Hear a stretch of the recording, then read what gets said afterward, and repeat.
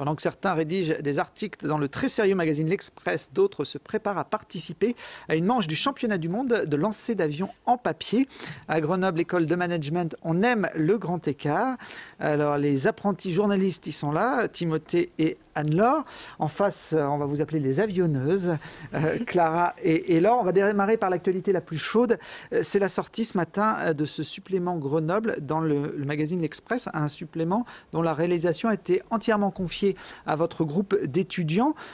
Pourtant, ce n'est pas une école de journalisme, Grenoble École de Management. Non, effectivement, ce n'est pas une école de journalisme. On nous pose souvent la question, parce qu'on se demande pourquoi finalement nous. Et je crois que la meilleure réponse, c'est de dire qu'on a dû gérer, comme vous l'avez très bien dit, le supplément de A à Z. C'est-à-dire qu'on a dû faire de la publicité.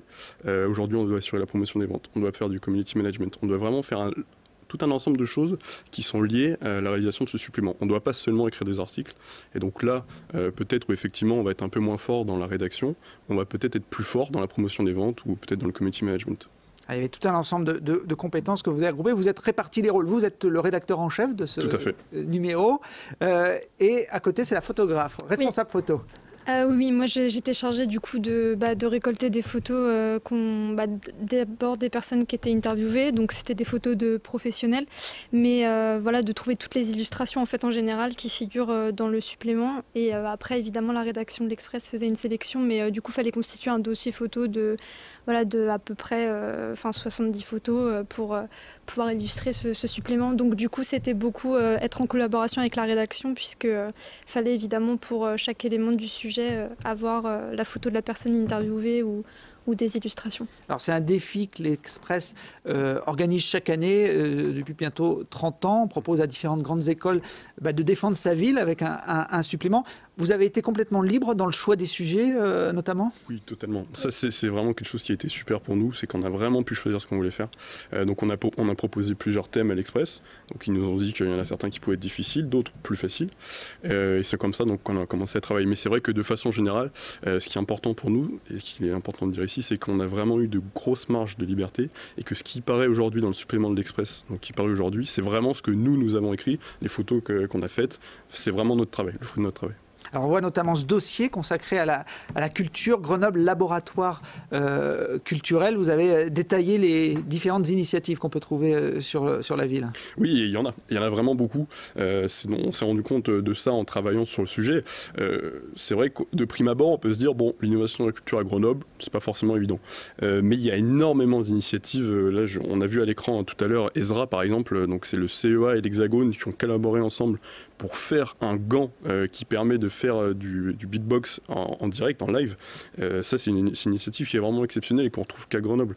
Et on a aussi Lab Électrique, qui vient d'ouvrir récemment, des startups qui sont autour de ça. Et on a vraiment un élan, j'ai envie de dire, à Grenoble qui est vraiment très très fort et qui a été très facile finalement à faire ressurgir dans notre dossier parce que ça tombait sous le sens en fait quelque part de faire ça. Alors maintenant que le journal est bouclé, le plus dur presque commence, il faut le vendre. Anne-Laure, il y a des objectifs d'ici la fin de semaine. Oui, c'est vrai que c'est ça qui est aussi intéressant avec le projet, c'est que c'est toujours un peu le challenge permanent. Là, on avait terminé la rédaction, mais maintenant on passe dans le concret. Donc on est présent dans Grenoble en fait. On le vend à la criée, mais il est évidemment disponible en kiosque. Et voilà, on espère évidemment réussir à le vendre.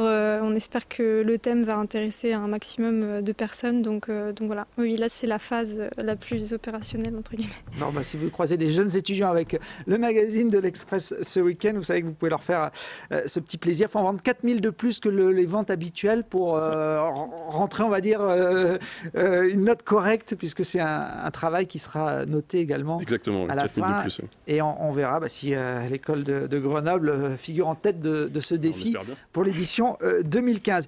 Il manque quand même une info dans votre supplément. J'étais très déçu, très surpris que vous ne parliez pas du championnat du monde de lancer d'avion en papier qui aura lieu à Grenoble École de Management lundi prochain. Donc on est aussi dans l'actualité et auquel Clara et Laure vont participer. Vous serez lundi avec vos petits avions. Vous l'avez déjà préparé, vos armes. Exactement, oui. Alors ça paraît comme ça un peu insolite, un championnat du monde de lancer d'avion en papier, mais c'est comme quelque chose qui se prépare de façon sérieuse, on peut le dire. Ah oui, bah alors après, ça reste un événement très ludique, très fun.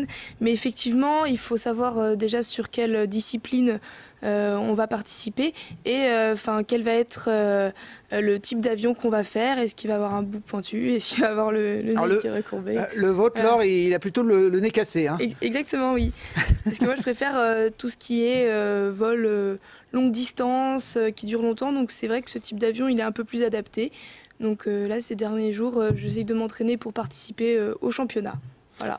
Clara, ça ressemble de loin, mais au Concorde. Exactement, oui. Je me suis inspirée du Concorde pour effectuer mon petit avion en papier.